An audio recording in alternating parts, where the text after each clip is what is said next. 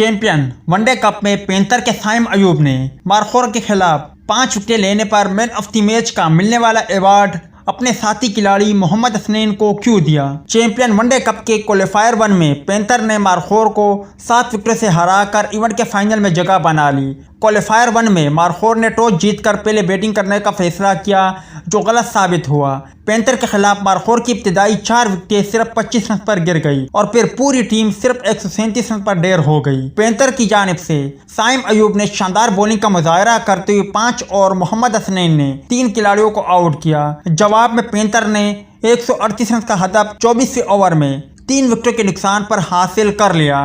عثمان Khan 54 runs بنا کر not out رہے جبکہ عمر صدیق نے 35 اور سائم ایوب نے 33 رنز بنائے۔ مارخور کے خلاف شاندار کارکردگی دکھانے پر سائم ایوب کو مین آف دی میچ کا ایوارڈ دیا گیا، تاہم سائم ایوب نے اپنا ایوارڈ ساتھی کھلاڑی محمد حسنین کو دیا۔ سائم ایوب نے کہا ہے کہ میرے خیال سے یہ ایوارڈ محمد حسنین کا بنتا ہے، جس طرح اس نے نئی گیند سے وکٹیں لے کر شاندار آغاز فراہم کیا، اسی نے جیت کی بنیاد رکھی، یہی وجہ تھی کہ مجھے بھی وکٹیں ملی۔